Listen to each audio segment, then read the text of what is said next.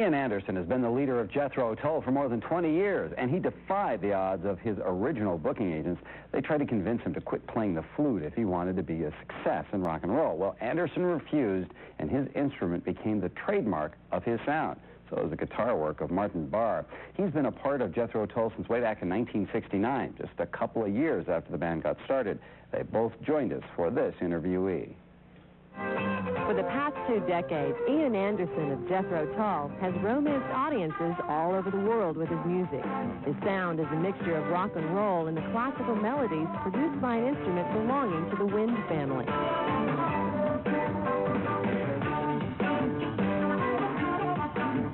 Another one of Ian Anderson's enchanting secrets is not letting the world of technology paint the structures of his songs.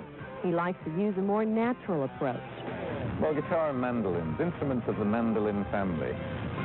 Mandola, mandolin, octave mandolin, things that, as I said in a piece of record company PR blurb, things that have their origins in trees. In other words, instruments made of real wood that respond to the way they wake up in the morning. I mean, instruments of that sort, they have this tendency to hate changes in humidity, temperature, and travel. So you have to nurse them through the day. Anderson wasn't always a caretaker to a flute. He picked up the instrument in the late 60s as an innovative expression of music. But along with discovering a fascinating sound, he also found his oldest associate.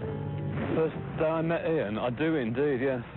It was in a very crowded room with about 50 guitar players, which is not a place for guitar players to be, because all guitar players are very neurotic about being the best and can they do what he can do and whatever.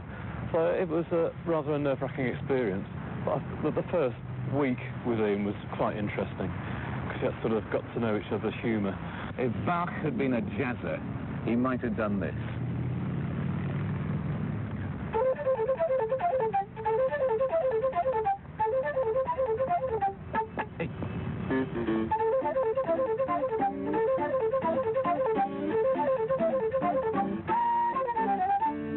Compared to the radical, stereotypical lives of rock musicians, Jethro Tull was and is conservative.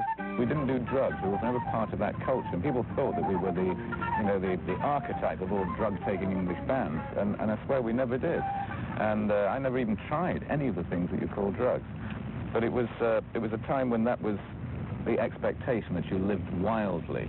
Whereas in reality, Jethro Tull is a bunch of guys together. You know, we would go back to our hotel after a show, no groupies, no hangers-on, and we would just go back and pick up something from the deli, and we would read aloud to each other, from Agatha Christie novels. And we would read aloud sort of quiet whodunit kind of novels. And even now, Martin will occasionally pass to me the odd whodunit novel, and we share similar, very pedantic, quite conservative tastes in literature.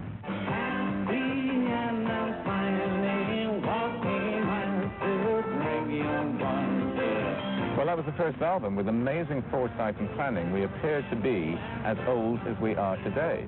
So really nothing much has changed, except you might say the audience, who you would figure must have got older. But in reality, that hasn't changed either, because the first time we came to the States, and we're on to a serious note here, folks, but the first time we came to the States, we appeared as a support band at the Fillmore East in New York to Blood, Sweat and Tears, who had a much older demographic, and our second show was at some jazz festival, the Newport Jazz Festival, because they thought that we were kind of old-time English jazz come blues sort of musicians, because of the album cover. My friend, don't you start away uneasy, or you pour out heart, you see, it's only me. Another important aspect of Anderson's life is his salmon farm located in Scotland. In the sense of a balance of more than one thing, yeah, but they're so different because one is just purely a business thing these days. It's not something that I have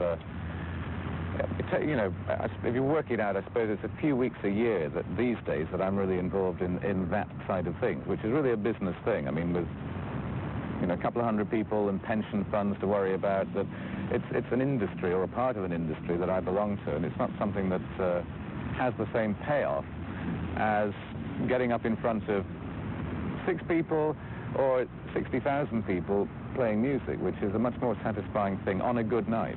One thing Jethro Tull can expect in the future is many more years of seducing old and new audiences who appreciate their charming wit and sound.